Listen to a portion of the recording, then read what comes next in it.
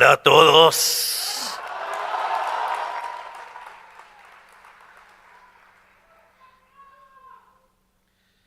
Antes que nada,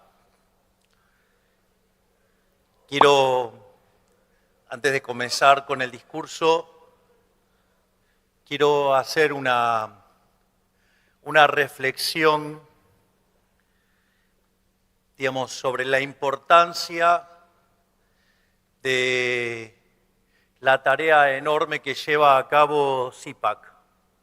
¿Y por qué es tan importante este evento? ¿Por qué es tan importante lo que hace CIPAC alrededor del mundo? Para que nos concienticemos de lo importante de la batalla cultural. Una de las cosas que suelo explicar,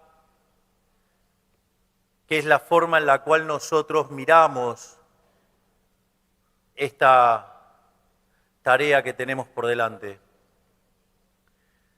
Son básicamente 3 vías de acción. Está la vía de la gestión, que es la que día a día estamos llevando a cabo y que gracias a este enorme equipo, a este conjunto de profesionales maravillosos, estamos haciendo el mejor gobierno de la historia.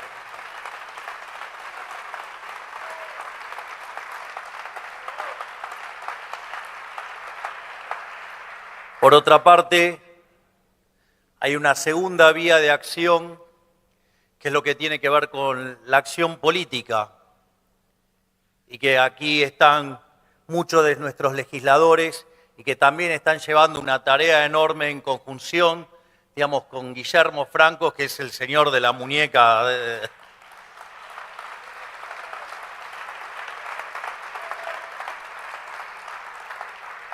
Y sin lugar a dudas el jefe, que logró hacer un partido en 6 meses.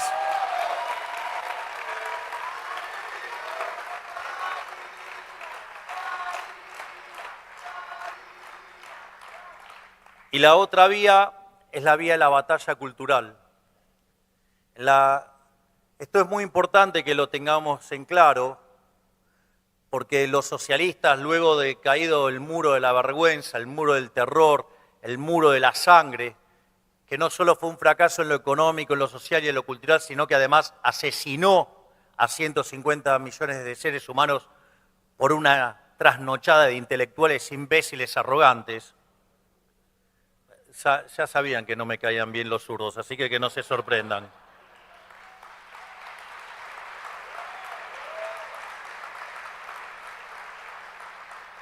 Sin embargo,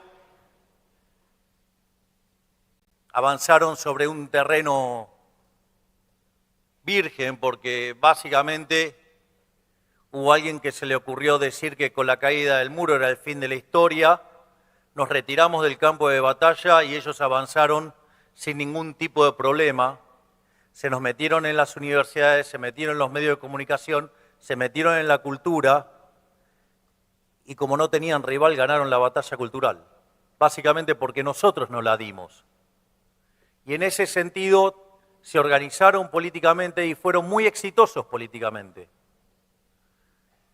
En Argentina hemos padecido 4 gobiernos kirchneristas, hemos padecido, en la región, en Chile, por ejemplo, experimentos como los de Lago, como los de Bachelet, como, lo de Boric. En Uruguay, Pepe Mujica, Tabaré Vázquez, en lo que tiene que ver, por ejemplo, en Paraguay, Lugo, en Bolivia, Evo Morales, en Brasil, Lula, Dilma Rousseff.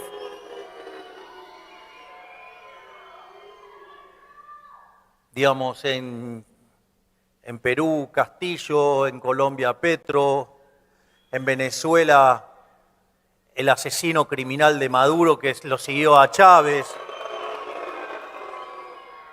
el mentor de toda esta basura, Fidel Castro y sus secuaces que hoy siguen en el poder. Entonces, o en España, tener, Zapatero, Sánchez y demás, torturas que tienen los pobres españoles con eso. Entonces, y ellos, digamos, lograron imponer la agenda de lo políticamente correcto. Por eso, digamos, quiero en esta introducción, porque lo importante es que fueron exitosos en lo cultural, fueron exitosos en lo político, pero como sus ideas son un espanto, a donde van generan miseria. Y eso abrió la oportunidad de que hoy en el mundo, de la mano de Donald Trump, de Bukele y nosotros aquí en Argentina, digamos, en el mundo se respiren nuevos vientos de libertad. Por lo tanto, estamos frente a una oportunidad histórica para empezar a cambiar el mundo, pero no alcanza, como pasó en los 90, con gestionar bien. No alcanza con organizarse políticamente. Es necesario también dar la batalla cultural. Y en eso CIPAC tiene un rol fundamental y que es lo que nos va a ayudar a que nos podamos coordinar internacionalmente para que, digamos, los zurdos no nos entren por ningún lado.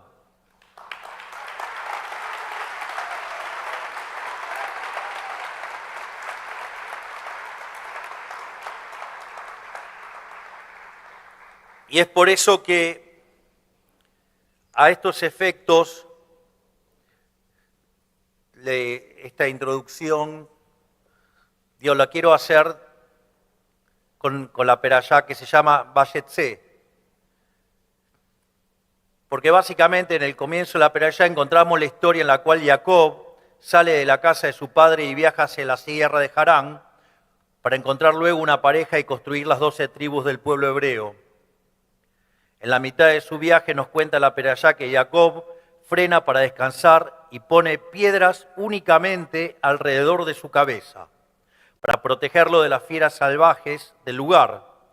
Entonces la pregunta es, ¿acaso no tendría que haber protegido todo su cuerpo? ¿Por qué protegió solamente su cabeza? Esto es lo que quiero que quede claro, esto es lo que tenemos que entender y esto es el rol de la batalla cultural.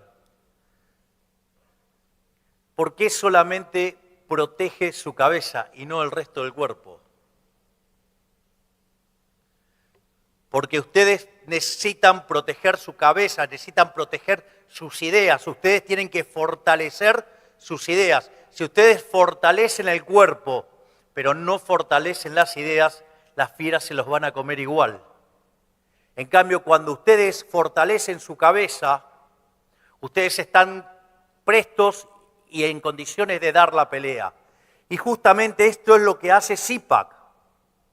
Cuida de la cabeza, cuida las ideas, son los guardianes de las ideas y por eso es tan importante. Y esa es la reflexión de la perashá, que tenemos que cuidar las ideas, porque si no damos la batalla cultural, no importa cuán buenos seamos gestionando, no importa cuán buenos seamos políticamente para poder llegar, porque si la cabeza falla, si falla el espíritu, si falla, digamos, lo que nos motiva y moviliza, no vamos a llegar a ningún lado.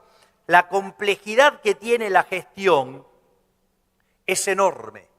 Y si ustedes no tienen definido el norte, si ustedes no saben dónde van, es como el dicho ese, que no sabe lo que busca, no entiende lo que encuentra. Entonces nosotros a diario en la gestión nos encontramos con un montón de dificultades y adversidades. Pero lo que marca siempre el norte es nuestra visión. Y eso es lo que tenemos que alimentar nuestra visión, porque en la medida que nosotros fortalezcamos nuestra visión, eso nos va a hacer resilientes, nos va a permitir enfrentar a los zurdos y ganarle en todos los terrenos y terminar de una vez por todas con la basura del socialismo.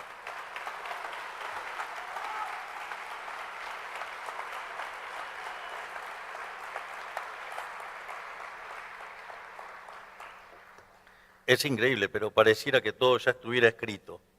Así es que bueno, lo que quiero, digamos, ya entrando de lleno al discurso, voy a tratar de no tener desvíos así. Ya saben que últimamente no vengo cumpliendo porque 2/3 de los discursos son desvíos, con lo cual, pero voy a tratar.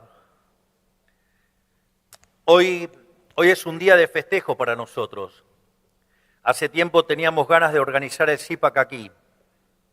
Y me alegra ver a tantos amigos y hermanos en armas de 1000 batallas haciéndonos presentes.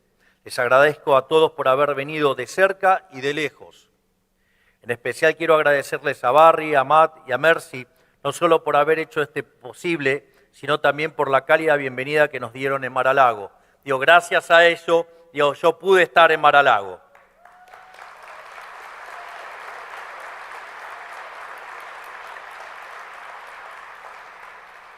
Porque estar juntos nos hace más fuerte.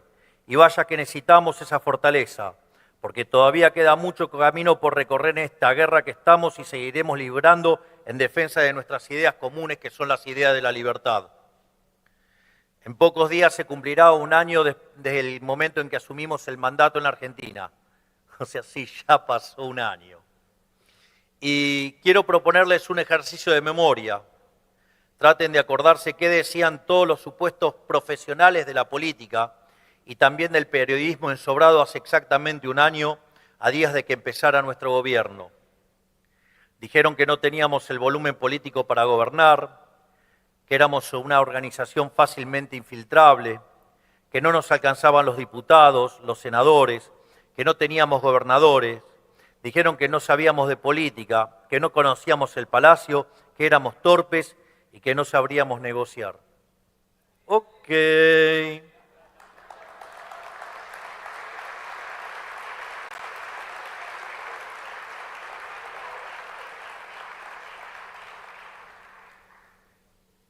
También dijeron que nos iban a llevar puestos. Comían pochoclos porque nos caíamos primero en marzo, luego en abril, luego en mayo, luego en junio. Bueno, los comedores de pochoclo deben estar bien gordos porque no les hemos dado el gusto.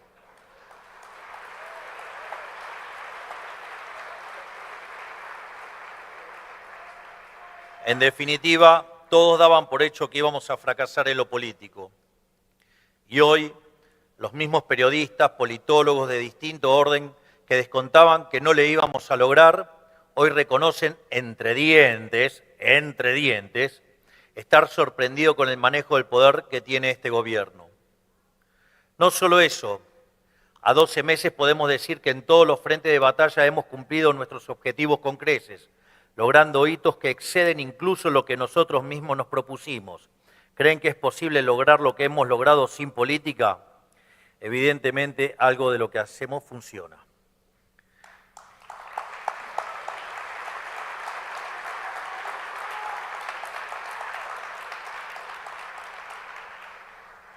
Por eso, hoy quiero reflexionar con ustedes precisamente acerca de esto. Vamos a hablar de política, vamos a hablar de método, vamos a hablar de poder. Como todos saben, yo no soy político. De hecho, siempre desprecié a los políticos. ¿Y cómo no iba a odiarlos?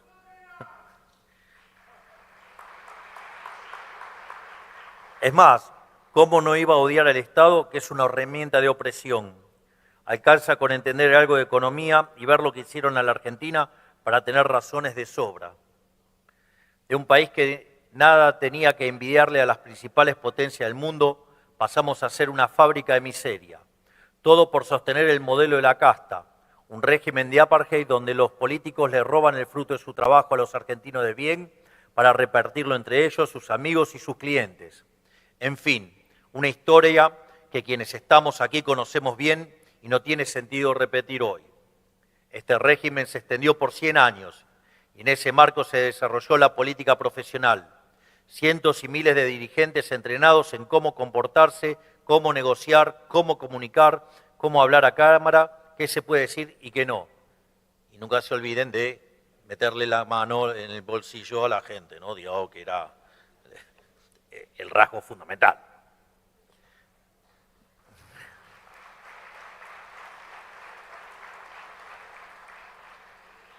Pero el año pasado pasó algo curioso. Los profesionales de la política se equivocaron en todo.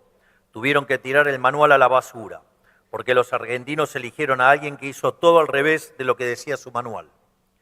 Es decir, la gente se dio cuenta de que después de 100 años de fracaso no tenía sentido insistir una vez más solamente cambiando de cocinero. había que cambiar la receta.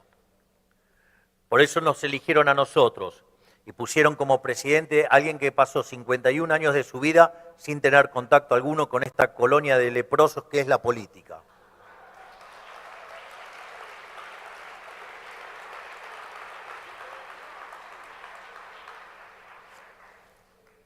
De hecho, yo puse en práctica otro manual, con otras fórmulas, quizás no tan profesionales ni tan políticamente correctas. No prometen prosperidad a cambio de nada, como indican los libros de política tradicional. Tampoco son las fórmulas del liberalismo derrotista, que cree que con enfocarse en la economía alcanza para mantener a raya a la izquierda. Mis fórmulas son un poco diferentes. Son producto de la intuición y de una vida de aprendizaje. Son fórmulas que fueron resistidas e incluso ridiculizadas por los profesionales de la política que hoy se hacen los sorprendidos. Por eso es que voy a compartir con ustedes, digamos, lo que vendría a ser nuestro decálogo de cómo nosotros enfocamos la política.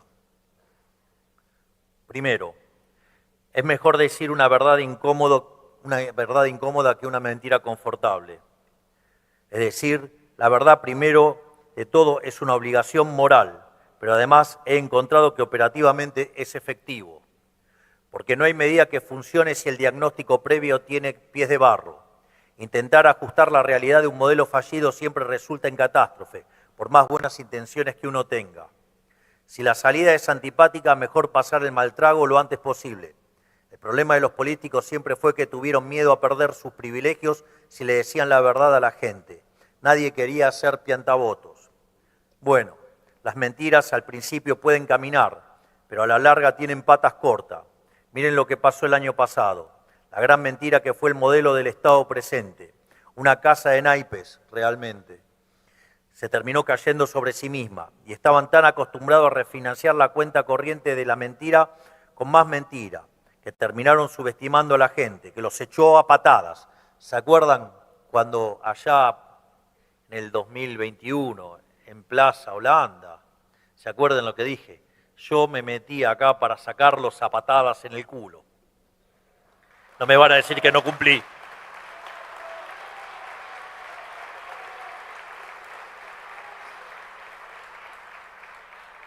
Porque en el fondo esta visión de querer esconder la verdad se basa en la premisa de que los políticos subestiman a la gente, ni más ni menos. Se creen que nosotros somos tontos, nos tratan como infantes. Es verdaderamente humillante. Por lo tanto, nosotros vamos a seguir diciendo la verdad, por más incómoda que sea. Y eso fue lo que también nos permitió hacer las cosas que hicimos y por eso estamos haciendo el mejor gobierno de la historia.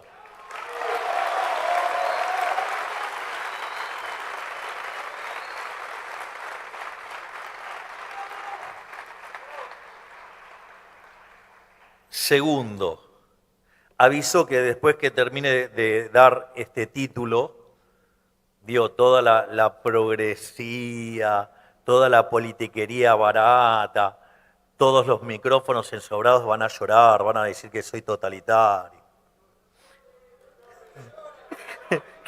Claro, que lloren. Ya no me importa. Que lloren esos malvados.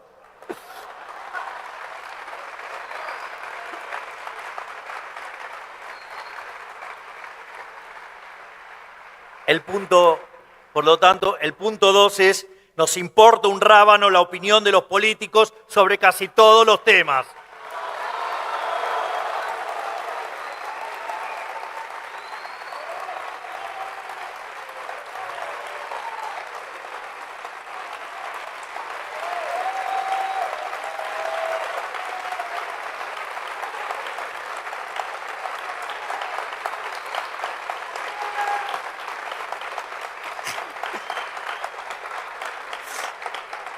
Yo creo que la mejor frase a esa se la puso el queridísimo Daniel Parisini, el gordo Dan.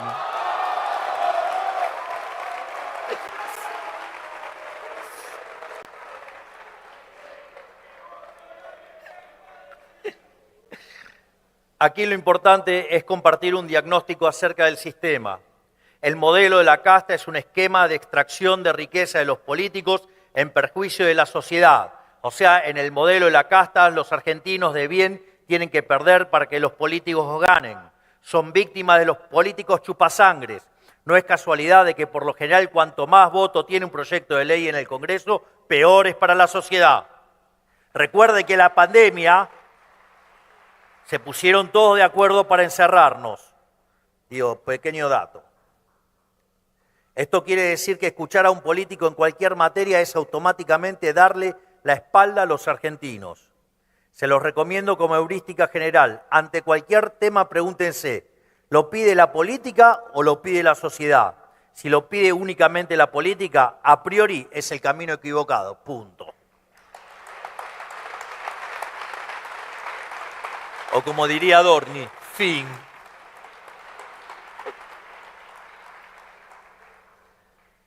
Esto también es importante. Y esto, de hecho, mi equipo puede dar cuenta de esto. Tercero, nunca hay que negociar las ideas para rascar un voto. Nunca hay que negociar las ideas para rascar un voto.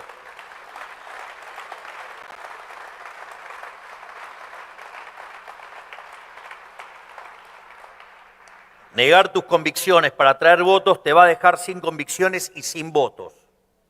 Hay muchos dirigentes políticos argentinos que lo pueden atestiguar. El peor pecado que uno puede cometer es traicionarse a uno mismo. Esto es, sacrificás lo más preciado que tenés, que es tu identidad y el valor de tu palabra. Y a la larga es en vano, porque no funciona. La gente no es tonta y se da cuenta cuando un político miente.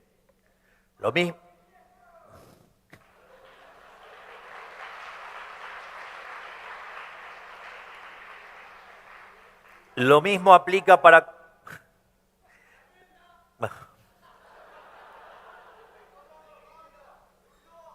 Bueno, vamos. Lo mismo aplica para conformar un espacio político. Para nosotros el concepto americano de partido cachol no funciona.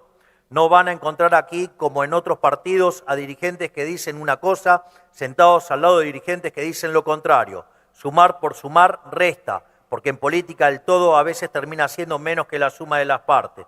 Bueno, al final lo pidieron tanto, hablaron todo el siniestro, digamos, el párrafo estaba dedicado al siniestro.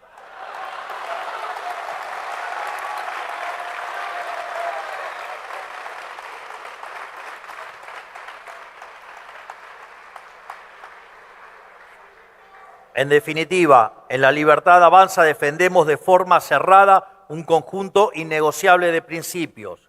Que el libre mercado produce prosperidad para todos, que el gobierno tiene que ser limitado, que los argentinos saben mejor que un burócrata cómo producir, a quién emplear y con quién comerciar, y que el que las hace las paga. En resumen, defendemos la vida, la libertad y la propiedad privada a rajatabla.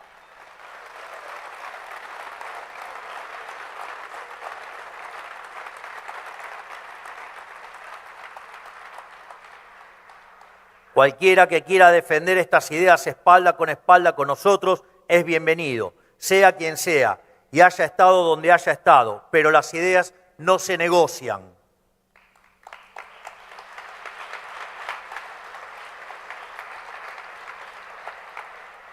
En línea con esto les voy a contar una anécdota.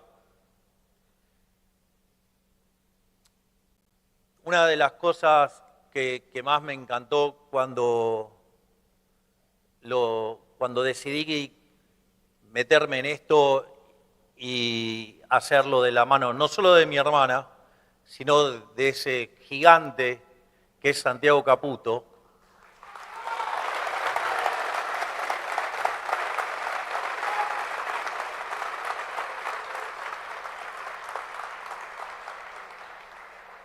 Un momento que eché a mi otro consultor, que era mi consultor antes, que anda diciendo y se la pasa hablando de que era mi asesor y que le puse justamente una patada en el culo porque quería transformarme en otra cosa distinta a la que era yo. Por eso es raro que se ande jactando diciendo de que era mi asesor cuando en realidad fue eyectado porque justamente lo que quería hacer era cambiarme. Una de las cosas geniales de Santiago fue que dijo, no hay que cambiarte, hay que ir como es uno y hay que ir de frente y así con la verdad y no mutarnos en otra cosa para parecer otra cosa, digamos, es una trampa infinita. Y eso también, digamos, se volvió parte del mecanismo de toma de decisiones. Porque en general los políticos, ¿cómo toman decisiones? Digamos, agarran, toman las encuestas, ven lo que le gusta a la gente y le dicen a la gente lo que quiere escuchar. Y nosotros en realidad no trabajamos de esa manera, porque ese mecanismo es inconsistente, porque cuando ustedes suman cada una de esas partes, el resultado agregado no es consistente, es decir, digamos, da un resultado incoherente. Entonces, en ese criterio nosotros sí miramos encuestas para ver el estado de situación, digamos, de cómo están las cosas, pero nosotros tenemos un norte y entonces es qué necesitamos explicar a la sociedad para poder ir a ese mundo que nosotros planeamos, que consideramos que es mejor. Y en función de eso, así es como nosotros hacemos esta construcción. Y muchas veces, digo, eso no es libre de costo, eso tiene costos. O sea, no es libre de costos. Es decir, hacer lo correcto cuando durante más de 100 años le contaminaron a la gente con estupideces, no es fácil. Y cuando uno lo hace, eso implica costos. Y esos costos se pagan en términos de imagen. Entonces, un día estaba hablando con un periodista, digamos, creo que fue, no sé si fue con Antonio Laje o con Gabriela Danelo, dos grandes periodistas, dos tipos honestos, sinceros, que no andan haciendo trampa, ni operan, ni nada por el estilo, tipos que... Y me dijo, la verdad es que todos los políticos terminan con mala imagen. Entonces ahí, digamos, una de las cosas que yo me di cuenta es que la verdad es que si uno tomar decisiones implica costos, uno va a terminar arruinando la imagen. Y entonces la imagen, digo, esto está muy internalizado adentro del triángulo de hierro, y digamos, si eso nosotros se lo transmitimos al equipo, y es que, ok, si vamos a terminar con mala imagen de todos modos, por lo menos hagamos las cosas que están bien. Y eso nos llevó a dar...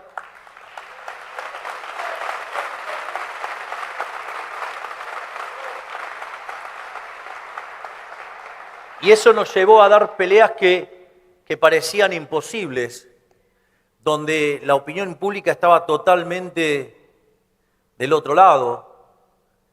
Y así fue como nos plantaron la demagogia barata de los degenerados fiscales vía jubilaciones para rompernos el equilibrio fiscal. Lo mismo nos hicieron con las universidades. Y el riesgo país que venía bajando de 3.000 puntos básicos hacia 1.100, los degenerados fiscales lograron hacerlo subir a 1.700. Sin embargo, nosotros decidimos hacer lo que había que hacer. Y por suerte también hubo gente que nos acompañó y que nos permitió también defender los vetos. Y dijimos, nosotros vamos a hacer lo que hay que hacer, independientemente de cómo nos operen los medios, independientemente de cómo nos quieren ensuciar los políticos, independientemente de cómo querían sabotear nuestro programa. Y a partir de eso, de bancarnos el costo político, de hacer lo que correspondía hacer, el riesgo país cayó a 750 puntos básicos.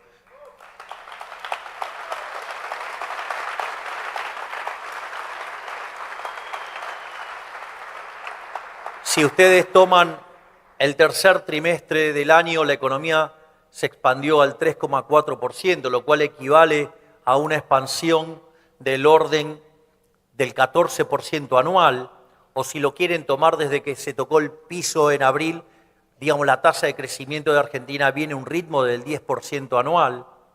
Es más, La inflación que estaba al 54% mensual la bajamos al 1,2%.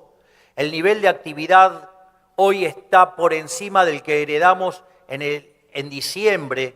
Si ustedes se fijan, la economía, cuando tomen la evolución del PBI, sí va a caer, pero esa caída va a estar por debajo del arrastre estadístico que nos dejó el gobierno anterior de 2,8. Entonces, lo que estamos probando es que no solo hemos evitado una hiperinflación, sino que además lo hicimos sin que se pierda nivel de actividad entre puntas, con los salarios medidos en dólares pasando de $300 a $1.100 y habiendo dado contención social y habiendo exterminado la seguridad. Vaya que vale la pena hacer las cosas bien.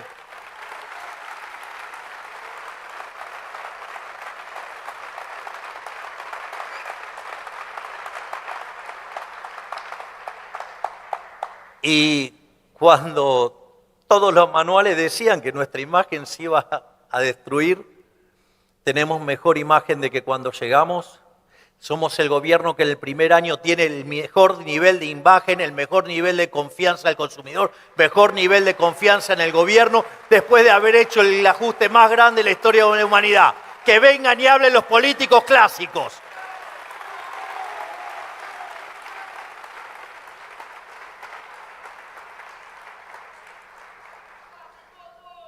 Por lo tanto, si no pensábamos negociar antes, ahora que los resultados acompañan, menos.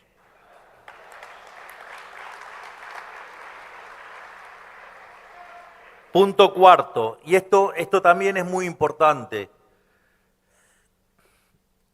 En especial esto lo deberían aprender los liberales de Copetín. Digamos, campeones del onanismo. Estoy elegante hoy, ¿eh? A diferencia de la economía, la política sí es un juego de suma cero. Esto quiere decir que los espacios de poder que no ocupamos nosotros los ocupa el adversario. Es decir, los ocupa la izquierda. Por eso debemos ser decididos y ser prácticos. No hay que tenerle asco a ejercer el poder. Hay que usar las armas del enemigo. Políticamente hablando, no podemos seguir usando mosquetes en la era de los drones. En la batalla cultural, ellos establecieron las reglas y nosotros tenemos no solo que estar a la altura, tenemos que superarlos. Esto es muy importante.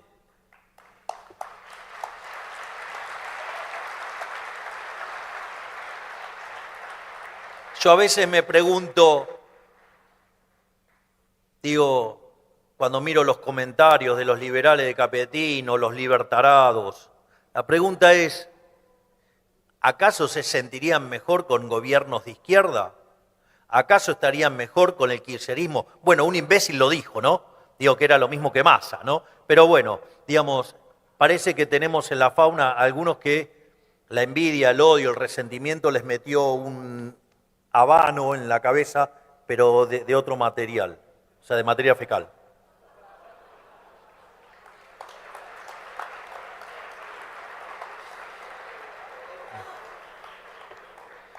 Quinto,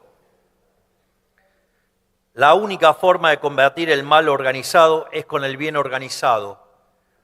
Acá hay una frase que yo la posteé hace unos días en Instagram, que la solía repetir Ludwig von Mises, que es de Virgilio, y que dice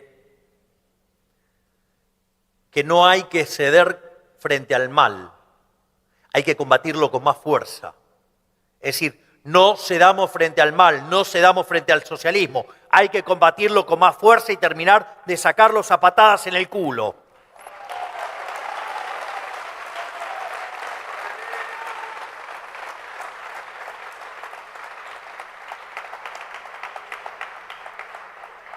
Y aviso que esto es una discusión política, porque si no, no va a faltar el nabo que crea que estoy agrediendo a mi profesor ahora. Porque vieron que son muy... Bueno, al pobre Dan, lo acusan y lo comparan con terroristas, ¿no? O sea, vean, esto es muy interesante, vean la miserabilidad y lo rastrero y lo mentiroso que son los medios de comunicación. Dan, en una frase que dice recurrentemente, públicamente me comprometo acá que voy a ir al streaming de Dan.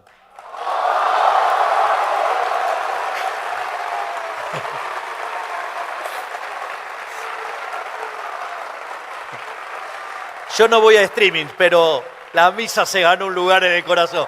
Mirá.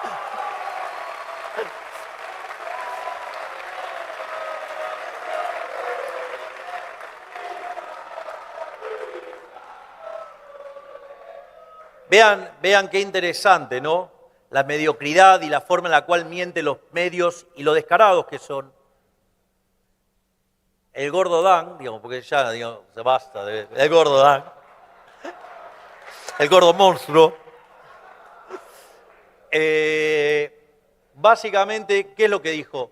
Nosotros somos el brazo armado del presidente y nosotros tenemos la herramienta, el arma más poderosa que se creó en la historia de la humanidad, y sacó su teléfono celular. Miren la miserabilidad de los medios que agarraron la frase, la cortaron, quitaron lo último, que era la referencia explícita al celular, y empezaron a hablar del brazo armado y empezaron a compararnos con los hijos de remil puta que durante fines de los 60 e inicio de los 70 mataban gente.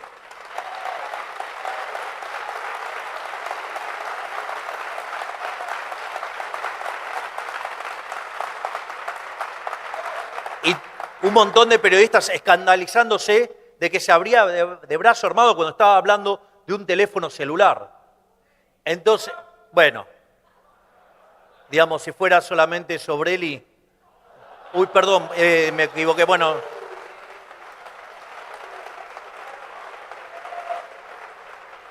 Entonces, verdaderamente, vean la deshonestidad intelectual, y eso lo hacen muchísimos.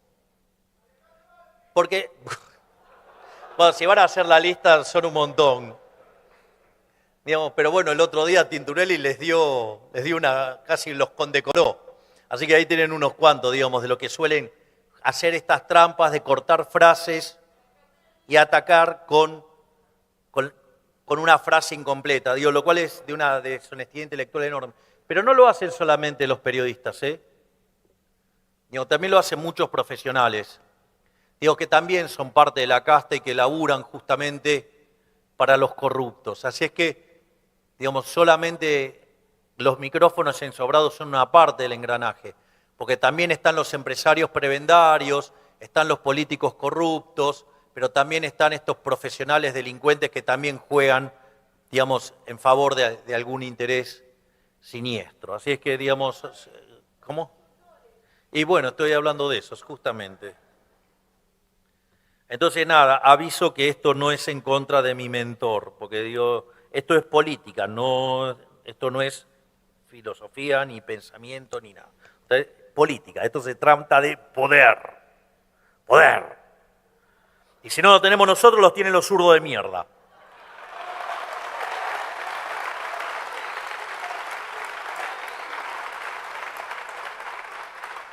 En este sentido, por creer que los liberales no somos manadas, muchos han caído en la trampa de no organizarse.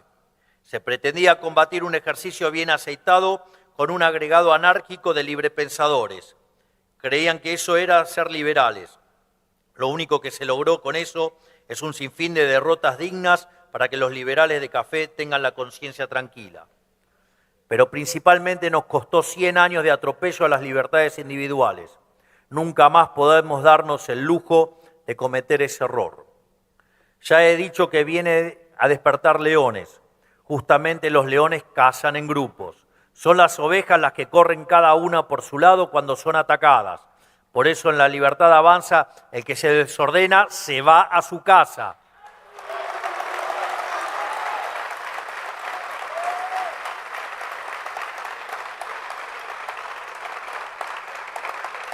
O como he dicho en otras oportunidades, Roma no paga traidores.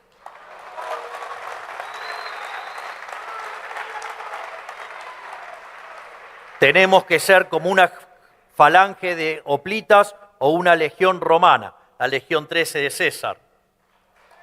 Profe, ¿dónde está el profe? ¿Dónde está el profe? Te tomé. Aprendí, ¿viste? Aprendí. Que se impone sobre ejércitos más grandes precisamente porque nadie rompe la formación. O, digamos, la historia de los macabeos, ¿no? Digamos,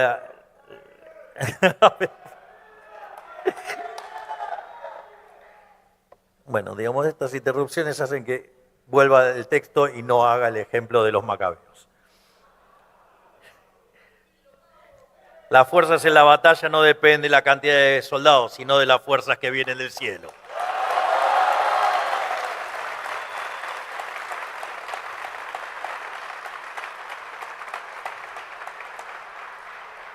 Sexto, cuando el adversario es fuerte, la única forma de derrotarlo es con una fuerza mayor.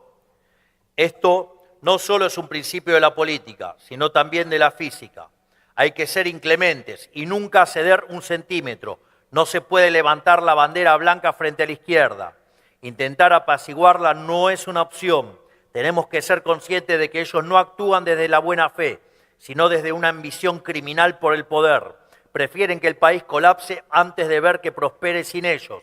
Prefieren reinar en el infierno que servir en el cielo. Y si tienen que transformar el cielo en el infierno para mantenerse en el poder, lo van a hacer.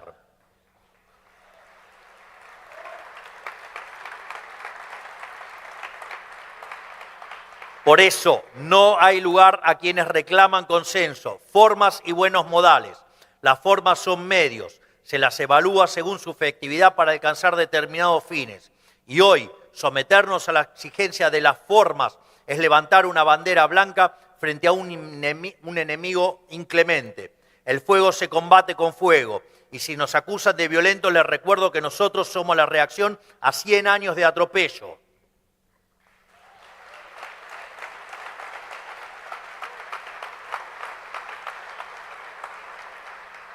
Y si lo pongo en términos de manual bilardista, o sea, bilardismo duro y puro, digo, esos mediocres, tibios, digamos, que claman por las formas, digamos, parece que fueron muy opositores al kirchnerismo, pero perdieron siempre. Por lo tanto, menos palabras y más resultados. Nosotros tenemos resultados. Y no te gustan las formas, pero de vuelta. ¿A ustedes creen que si viene alguien y les pone una pistola en la cabeza le van a decir, no, bueno, mire, entiende que esto no se hace? Cuando terminaron de la primera frase quedaron con un agujero en la cabeza. Entonces, esa defensa tan férrea de las formas, cuando ustedes del otro lado tienen Nerdentals, con perdón de los Nerdentals, digo, no se pelea de esa manera. Si ustedes, o sea, le van con las buenas formitas, ¿qué va a pasar? Lo van a pasar por arriba. Nosotros no nos vamos a dejar pasar por arriba por los Neanderthals. Séptimo, cuando el adversario canta retruco, nosotros cantamos quiero vale 4. Retroceder nunca, siempre acelerar y caminando hacia el fuego.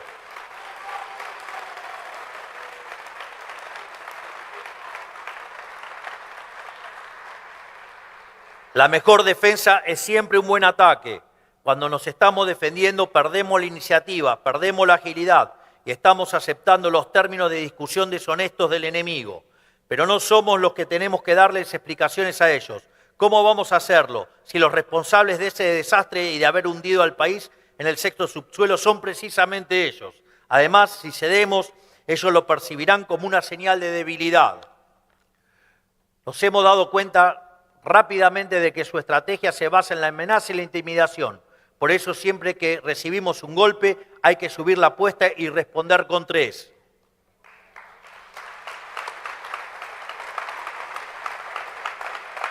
Voy a hacer también otra metáfora futbolística.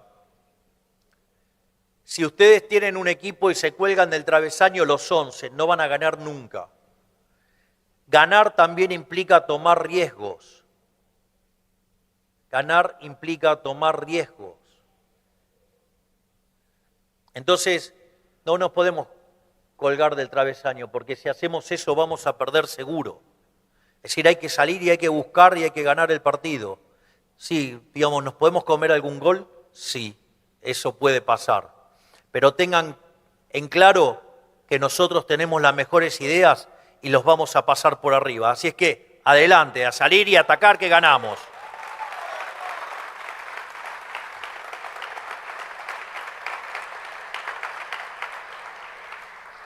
Octavo, dar la batalla cultural desde el poder no solo es recomendable, sino que es una obligación. Ellos ya ocupan todos los lugares de influencia, pero nosotros también ya empezamos a ganarnos algunos espacios. Por eso debemos aprovecharlos, porque las ideas lamentablemente no ganan por mérito propio, deben ser promovidas activamente. La izquierda es la prueba de que las ideas más terribles pueden triunfar culturalmente si tienen un buen marketing. Imaginen cuánto tenemos por ganar nosotros que tenemos ideas que sí funcionan. Por eso dedicamos tiempo y esfuerzo no solo a solucionar la hecatombe económica que nos dejaron, también vamos a asegurarnos de que las ideas que arruinaron no jueguen solas en la arena pública. Por eso, de vuelta, valoremos espacios como CIPAC, porque es el lugar para venir y seguir alimentándonos entre nosotros para hacer crecer las ideas y para tener, digamos, una experiencia de cómo enfrentar a este enemigo tan bien organizado. Noveno, la única forma de combatir al socialismo es desde la derecha. El extremo centro, sus posiciones y sus herramientas son siempre y en todo lugar funcionales a la izquierda criminal. Es decir, todos aquellos tibios que quieren ir por el medio, lo único que hacen es regalarle terreno a la izquierda, y a la izquierda no se le puede dar un milímetro.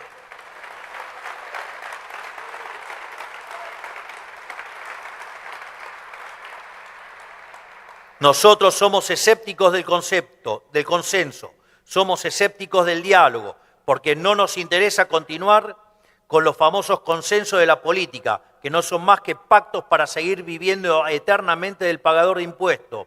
Hemos venido a romper con todos esos mal llamados consensos, y digo mal llamados porque fueron acuerdos internos entre la clase política sin consultar al ciudadano, que es el que paga la fiesta. Porque no olvidemos nunca que lo que ellos llaman consenso es el consenso entre ellos, entre quienes quieren mantener el statu quo de privilegios para los políticos. Y porque además no puede haber consenso entre el bien y el mal.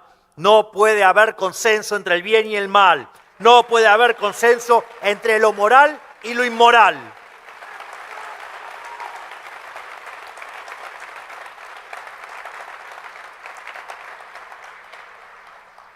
Este tema yo me recuerdo en mi defensa contra el centrismo bien pensante, yo lo puse, digamos, acerca de esta estupidez de ir por el centro, digamos, como si fuera, digamos, una suerte de que en el medio está lo óptimo, ¿no? Entonces, siguiendo a estos imbéciles del centrismo bien pensante, yo les proponía dos casos. ¿Estamos de acuerdo que respetar la vida está bien? ¿Estamos de acuerdo que el asesinato está mal? Bueno, entonces, según los imbéciles del centrismo bien pensante, hay algo óptimo llamado tortura, y eso también es una aberración. Por lo tanto, cuando uno, digamos, pone en la mesa los valores morales, está claro lo que está bien, está claro lo que está mal, y con el mal no se tranza.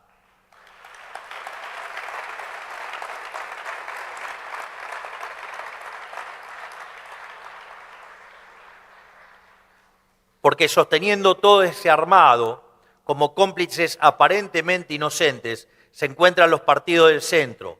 Ellos son la oposición controlada de la izquierda, siempre dispuestos a ser los garantes de sus reformas. Son quienes la legitiman desde su postura de conciliación y moderación. Son quienes se presentan como el justo medio entre los extremos peligrosos, pero siempre son los primeros en apoyar el aborto, el ambientalismo radical, el feminismo radical y todas las agendas del socialismo globalista. Son los que nos acusan a nosotros de supuesta intolerancia, mientras coexisten y hasta comparten agenda con reivindicando, digamos, a las dictaduras comunistas asesinas, por ejemplo, la de Castro o al dictador Maduro.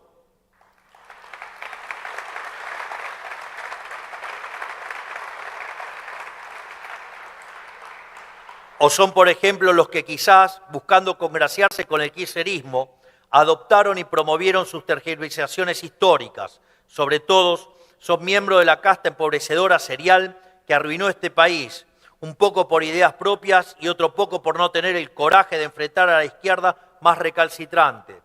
Son los que piden gestionar mejor un Estado asfixiante en lugar de desmantelarlo, para poder seguir viviendo de la riqueza ajena. Son los obsesionados con las formas y la tolerancia, porque levantar la voz es para ellos peor que la violación sistemática de nuestros derechos fundamentales. Y lo voy a repetir porque me tienen podrido, por no decir las pelotas por el piso.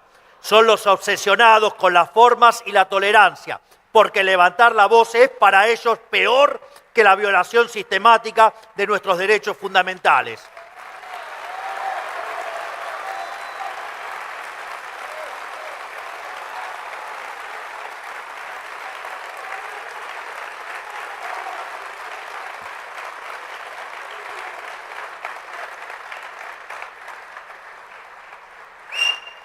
Y son los mismos que, amparados en la supuesta moderación, han bloqueado muchas de nuestras reformas junto al kirchnerismo. Es decir, estos moderados son los mismos que habilitaron atrocidades que hizo el kirchnerismo. Lo que quiero decir con esto es que más allá de cuestiones estéticas y aspectos superficiales, a la larga el extremo centro se manifiesta como lo que es, funcional a la izquierda criminal.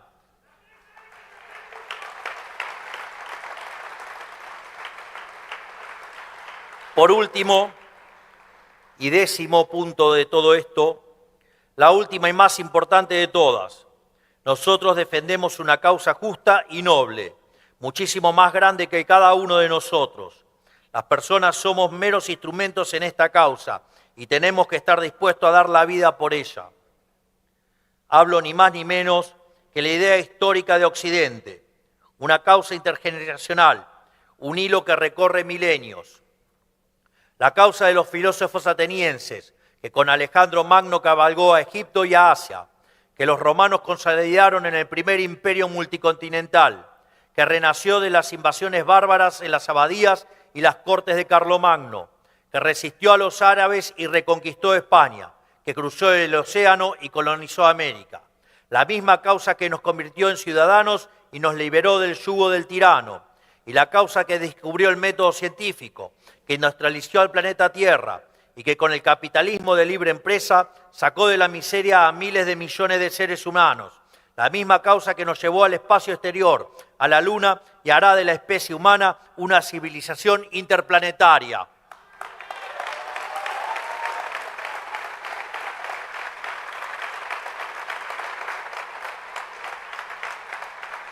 En definitiva, hablo de la gran gesta civilizatoria que es Occidente, una causa de honor, de coraje, de mérito y de búsqueda implacable de la verdad.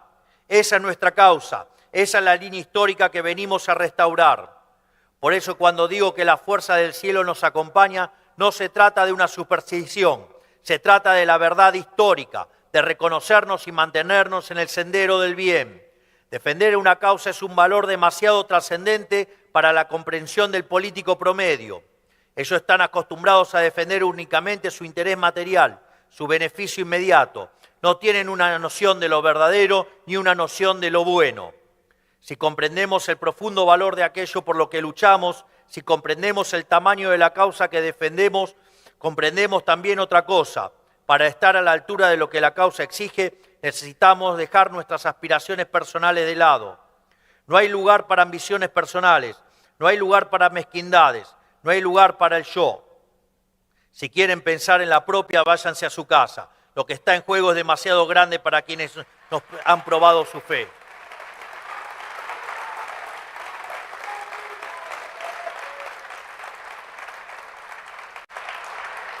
Estas son las 10 consignas políticas que les quería dejar hoy, porque como decía Lenin, sin teoría revolucionaria no puede haber movimiento revolucionario.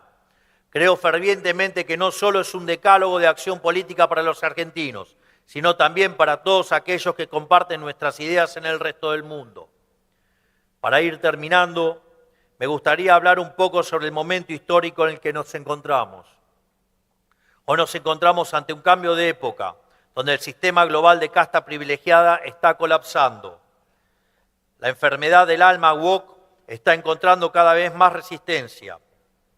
A medida que la población general se vuelve consciente de las intenciones detrás de su pretendida máscara humanitaria. A pesar de haber redoblado sus esfuerzos totalitarios de censura y desinformación, todas sus victorias son pírricas. Cada triunfo del wokismo ha sido consecuencia de la imposición y ha alimentado el justo resentimiento de una sociedad que ha dicho basta, basta a los woke.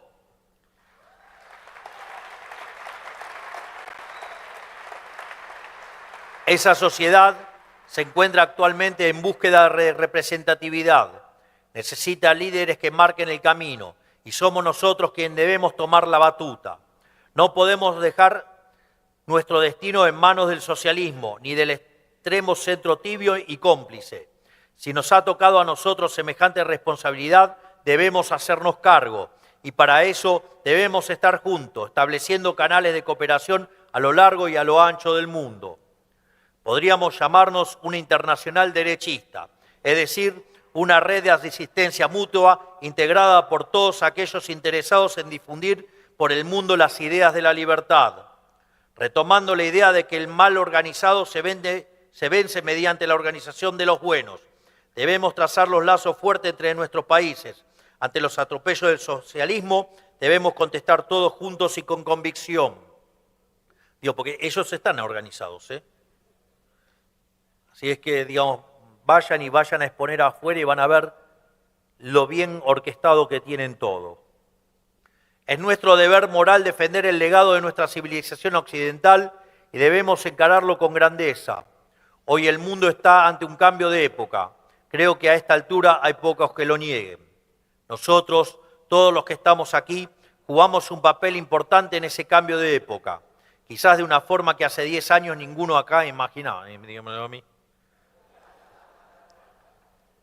Sobre todo quienes somos argentinos, que estamos protagonizando una verdadera revolución. Estamos siendo vanguardia en cómo se hace política, en cómo se gobierna, en cómo se maneja la economía de un país. De hecho, tenemos al mejor ministro de Economía del mundo. Gracias, Toto.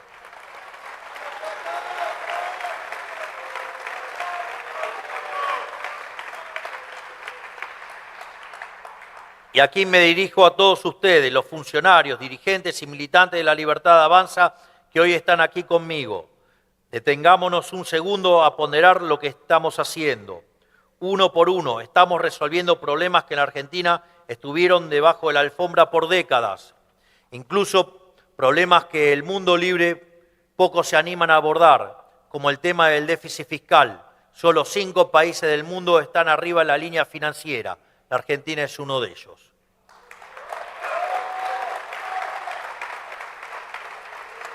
Pero además, quiero agradecerle a cada uno de todos ustedes, a cada uno de los funcionarios, porque nada de esto podría ser posible si no fuera por el esfuerzo que hacen todos los días cada uno desde ese lugar. Así es que gracias a todos ustedes, porque sin ustedes no habría mejor gobierno en la historia.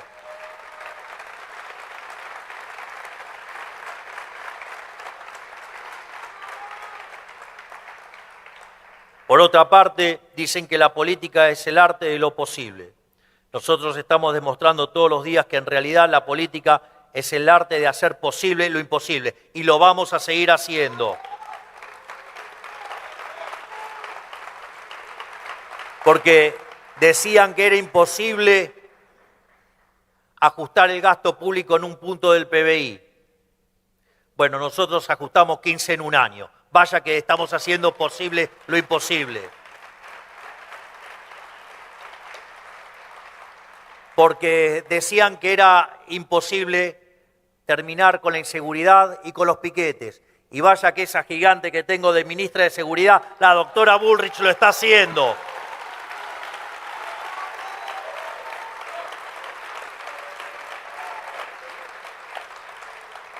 Y así podría seguir enunciando cada una de las maravillas que hace cada uno de los ministros, pero no me puedo estar spoileando todo de lo que voy a estar hablando el 10. Así que, por favor, guarden un poquito.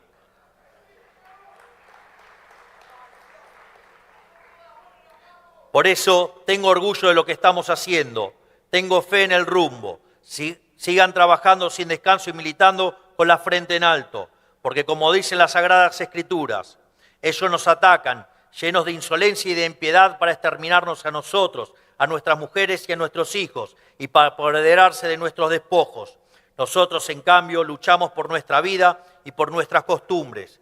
El cielo los aplastará delante nuestro, no les tengan miedo.